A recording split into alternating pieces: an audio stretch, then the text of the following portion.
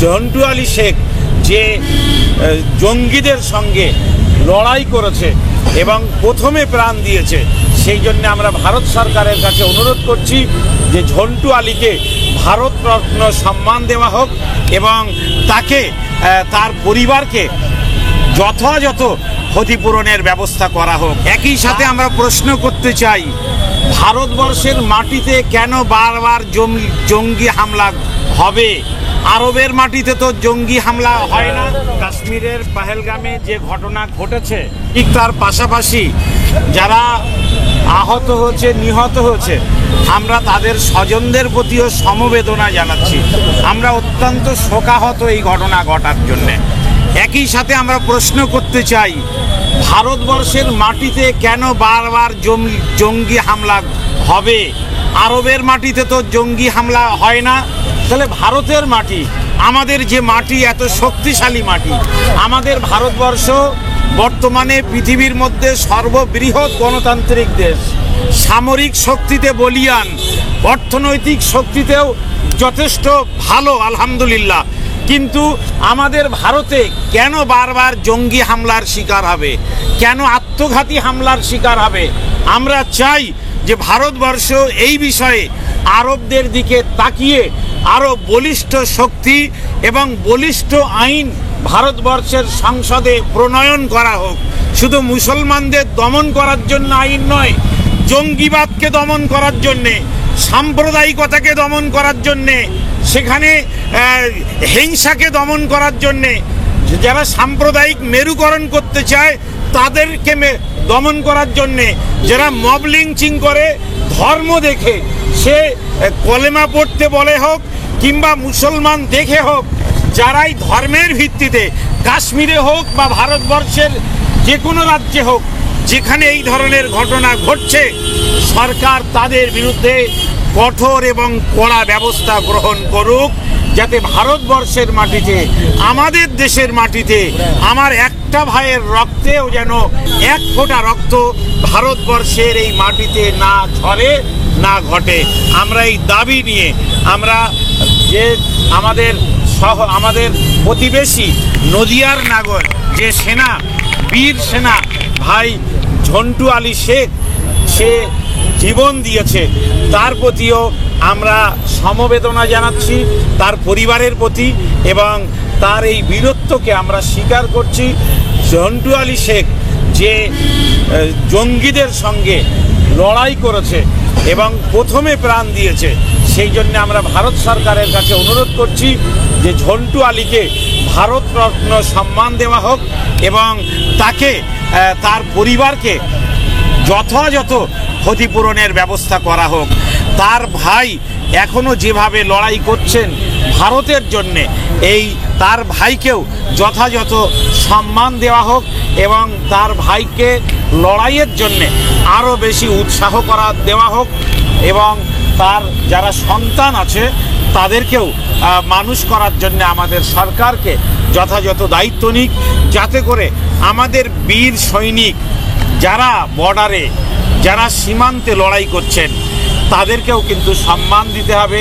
সে হিন্দু না মুসলিম এটা জিজ্ঞাসা নয়, এটা প্রশ্ন নয়।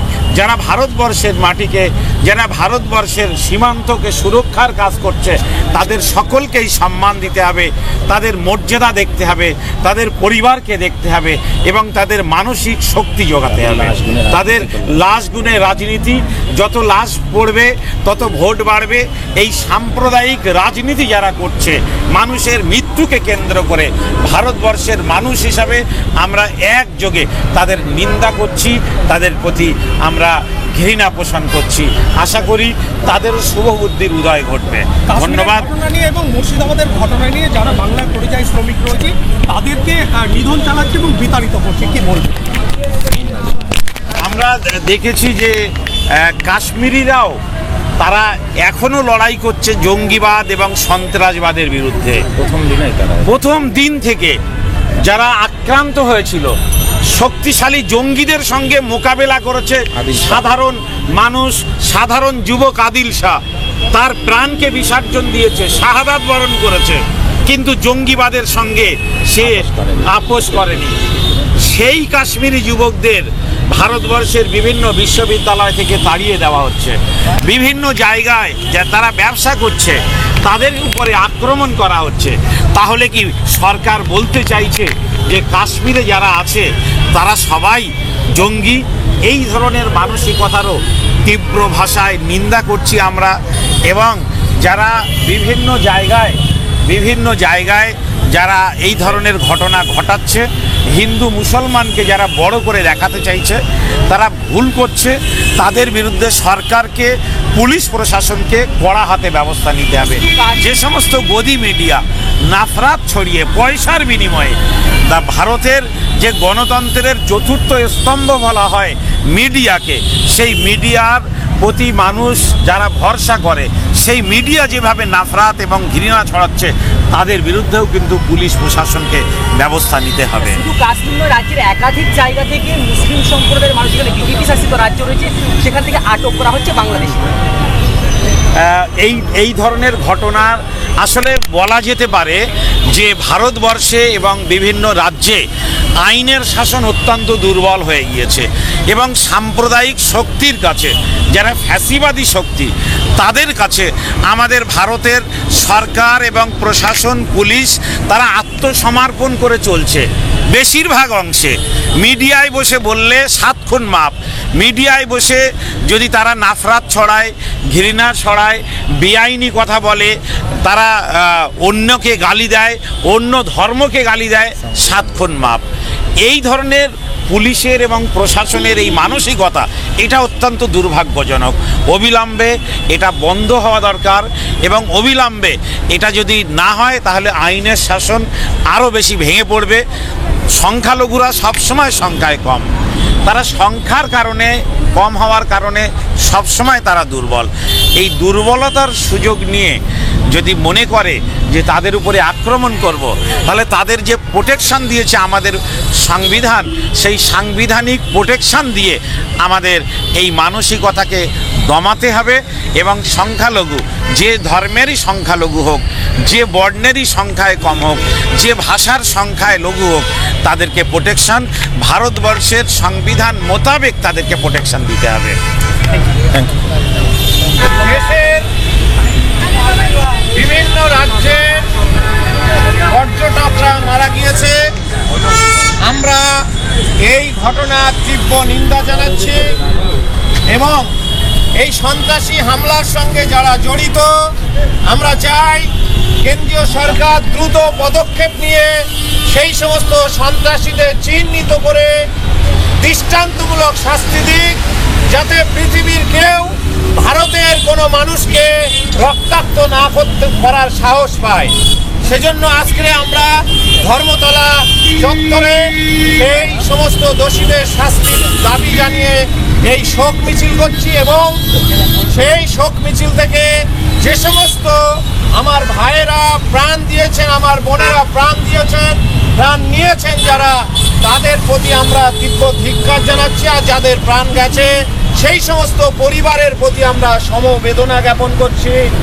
পাশাপাশি আমাদের নদিয়া জেলার যে তেহট্টের আমাদের ভাই ঝন্টু আলী দেশের জন্য প্রাণ দিয়েছেন, শহীদ হয়েছেন, সেই ঝন্টু আলী শেখের পরিবারের প্রতি আমরা সমবেদনা জ্ঞাপন করছি, তার পরিবারের প্রতি আমরা শোক জ্ঞাপন করছি। সংখ্যালঘু যুব ফেডারেশন সর্বদাই ভারতের সৌহার্দ্য, ভারতের ভ্রাতৃত্ব, ভারতের ধর্ম নিরপেক্ষতা এবং ভারতের শান্তি ও সমৃদ্ধির জন্য লড়াই করে যাবে।